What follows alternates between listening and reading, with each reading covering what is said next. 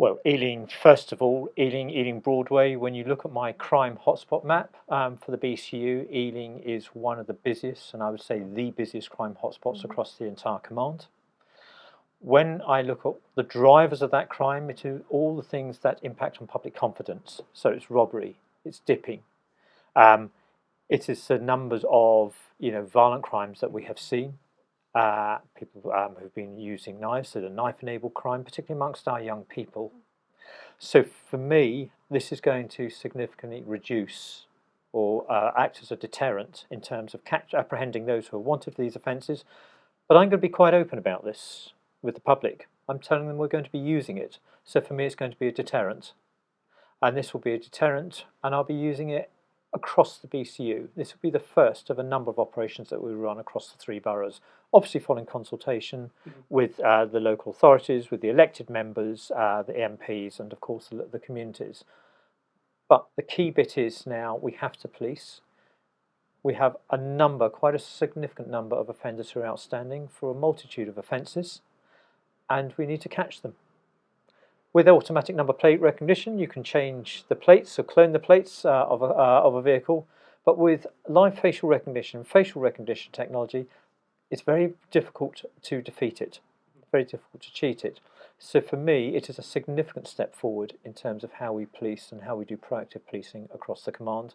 We will always do it with ethics, make sure that our policing model is proportionate, and we will do it with the, within the confines, the boundaries of the legislation that is available to us.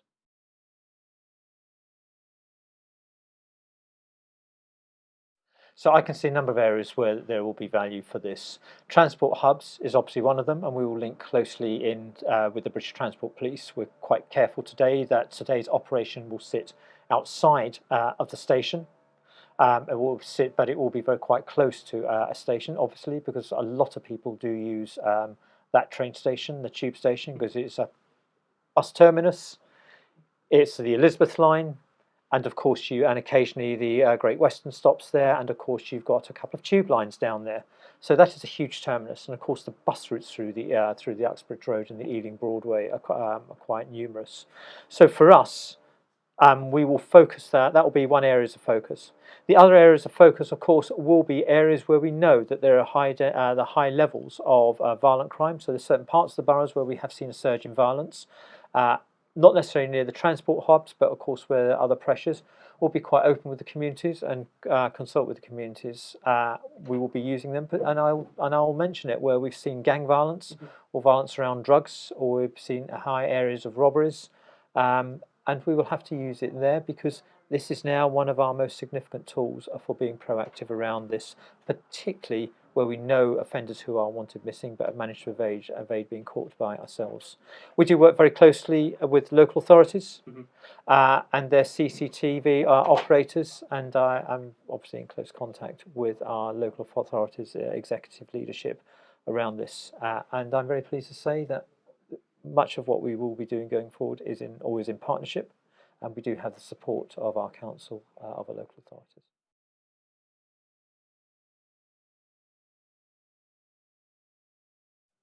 So it's an interesting question. I think with officers and new technology, they want to try it first. You saw the questions that we had this morning in terms of the accuracy, and how we do the deployment, etc. We had some good questions, which tells me that they're thinking about it. But for me, you now need to experience it and see the outcomes of it as well. And I'm keen to make sure that we apply it properly, we apply it proportionately. But of course, if we're not picking up anybody, at that stage, then so I need to make sure that the technology works correctly. I think the two things for me are, one, this community confidence around the technology, as well as the police officer confidence. The police officers will like it works. So we saw that with the ANPR, automatic number plate recognition, when it first came in. So we now see this with the facial recognition. We know it works. We know, other parts of the world they're using it in other countries to different stages of effect. So let's try it here, but we do it properly. Crystal, I don't know if you want to give an operational perspective. I was just about to say, I think there is a massive air of excitement with regards to that. Officers are very keen to explore exactly what it does, find out more. I've had so many volunteers, even people that weren't shown working today, asking if they can be a part of this operation or can they be a part of more operations in the future. You even saw in the briefing room we've had excitement from all other strand leads, superintendents from all different areas that wanted to come. I think this has got a real positive.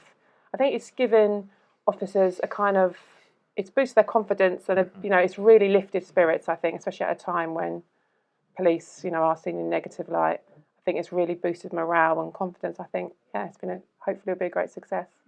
I would agree on that, because also we've had come down today some observers. So I've got an observer from another part of the BCU who's come down with over from one of my other boroughs, and we've got an observer from another force who've come down, and just to look at see how we're learning the lessons from this. I think it's fair to say is we will operate, as quite a significant organisational learning log out of this. So we make sure we carry forward any learning.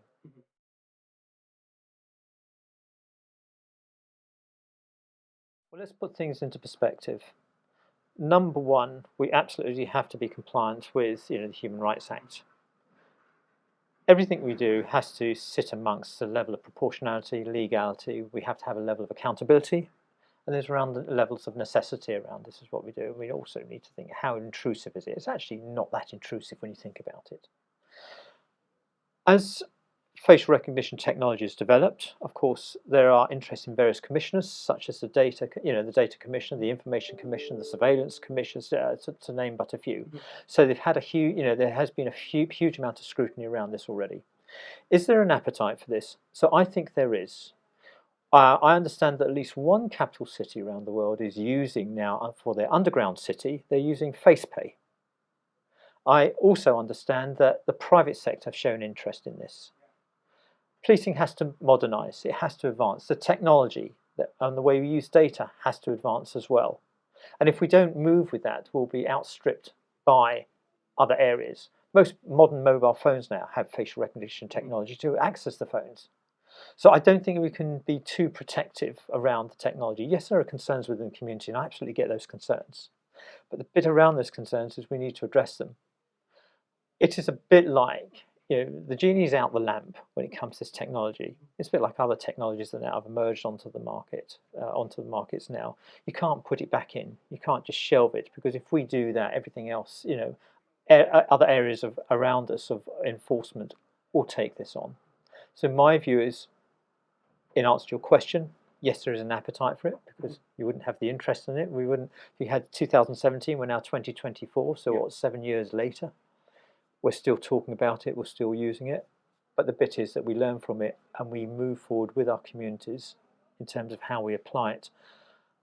I do not think, with the levels now of defeat technologies that are out there for other areas which we use to catch people, etc., to catch offenders who are causing quite significant harms to our communities, I do not believe that there won't be an appetite for this. I think the appetite is there. Key bit for us, which is why we've got the observers with us today, is let us make sure that we're applying it properly. Yes, we're going to make mistakes on the way. Any new technology does that, but let's learn from that and let's make sure that we develop it. The appetite will be there, and when you think about it, you've got artificial intelligence, which is with us. It's not coming; it's here. And there's a whole load of other technical innovations that are coming over here, and I just see this as one part of what we do, of how we develop technology and policing going forward. And when you think about it, we're data-led. Part of the new Met for London, which is the Commissioner's plan for improving the Met, which we're all signed up to, and it's very much, we're absolutely on board with this, how we use technology to improve our policing, and this is just one aspect of it.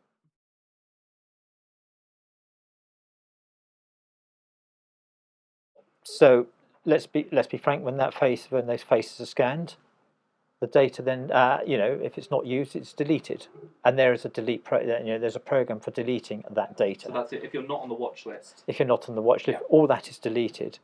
But when you think about it, everywhere you go now, particularly in cities, there is a camera somewhere. Ring doorbells, for example, is recording. So everywhere you go, there is a camera.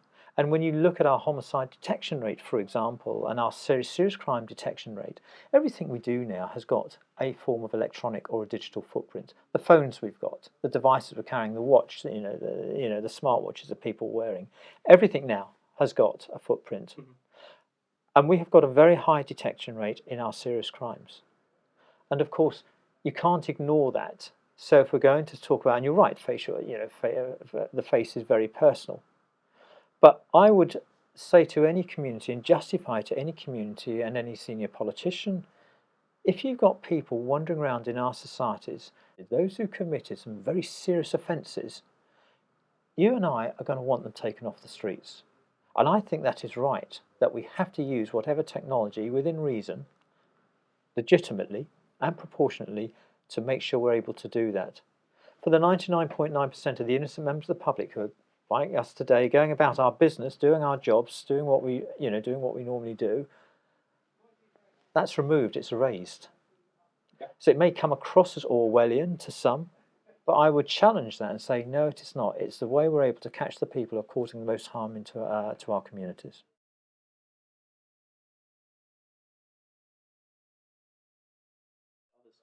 It's a really good question, and I absolutely get the concerns around the accuracy or the inaccuracy of data of technology. I'm confident, so I've asked this, and I wouldn't as a BCU commander have allowed this technology to have been deployed here unless I was satisfied around its accuracy. From the briefings that I've attended and from what I've observed and from those who I've spoken to who have used it elsewhere in the past, I'm very comfortable around the accuracy of that technology. I appreciate the concerns with the black community and other communities as well. I'm very confident that this does not distinguish between our various different, different people of different heritage from different communities.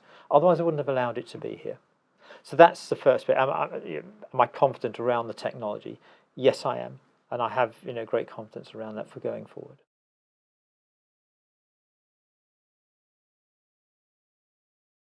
There was questions in regards, there's a lot of stuff in the media at the moment where they think that LFR may target certain ethnicities, such as the black community or certain people. We actually had an LFR expert join the meeting where he described the whole process and went through it, has invited members of that community group to come today to witness the LFR, to work with us. Some are going to come. Others were happy with the explanation. Some people felt that it was a lot like AI, that they were constantly going to be watched, or LFR might tap into their mobile phones or anything like that. That is not the case. Literally, it was explained to them. Currently today, on our watch list, we have 13,000 people on that watch list. If you walk through that watch list and you are not on there, that will be deleted instantly. You could walk through it 50 times in 10 minutes. Yep. Each time will be deleted. That's explained to members of the community, because I'm aware that was also kind of a narrative where they thought you go through, your face will stay on there for years and police will have access to your address, your national insurance, your bank details. That is not the case, please be assured.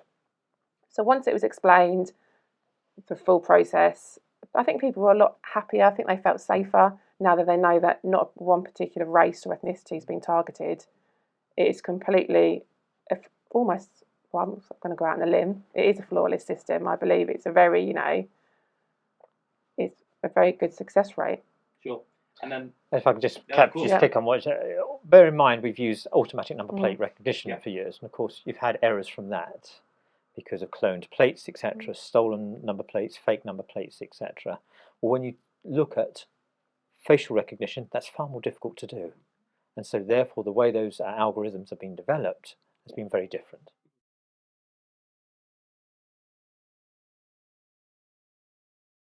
So we're not just following the technology. We have a number of checks and balances, which I'll ask Crystal in a second to elaborate on. But it's not just about the computer says this person is wanted. No. So the final decision maker, the arbitrator on this, is the human in the loop. There are checks and balances around using fingerprint devices, the ink devices. There are others. We're obviously looking at the photographs, etc. So, and there are a whole load of other checks and balances before that decision is no, this gentleman is wanted or not. And Crystal, I don't know if you want to expand on that. So obviously on the street we'll have the officers. They will all be holding handheld devices. So when somebody does flash up, the alarm goes off, if you want to say so. It triggers. That'll obviously go to the officer's handheld device. It's up to them to approach that individual, have a conversation. Hello, what's your name? you know, or call them by their first name, however kind of rapport they build that rapport. They will then be explained why they've been stopped. Checks will then be conducted, fingerprint checks, as Mr. Wilson has commented on. We also have a subject expert also in the van and also in this police station and on the telephone. Okay. Those checks will be done, obviously, by that department who have a greater knowledge, have deeper checks that the officer on the street may not be able to do. That decision is then made whether that person is arrested or not arrested by that police officer with the information that they have got. So it's not just from the machine. Yeah, so it sounds like it's not just human in the loop, it's lots No, of humans it's in the loop. lots of humans. It's literally, yes. The LFR is just an extra tool, almost.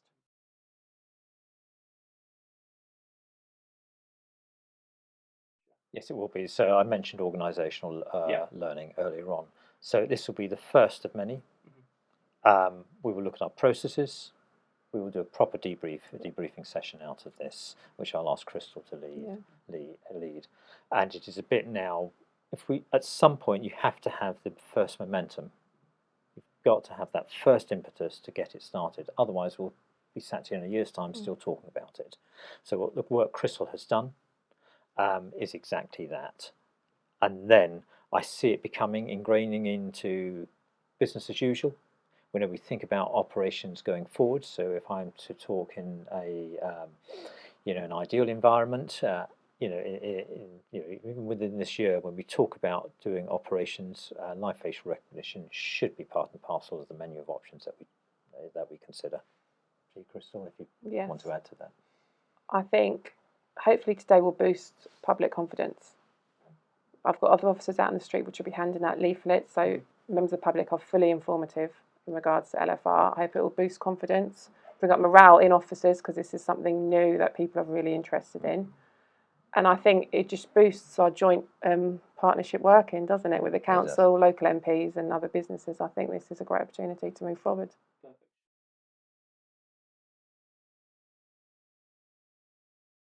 The value of today's deployment and the accuracy of the technology is that this is going to make our communities safer. Why? Because it will be very select in identifying the most dangerous criminals who are moving amongst us and have not yet been caught. Have the confidence that we will apply this appropriately, and we will make sure that we do consult you, and we will even tell you the outcomes of some of our deployments. But the important bit is that the technology is here, we will use it properly, we will use it fairly, and we will use it legally.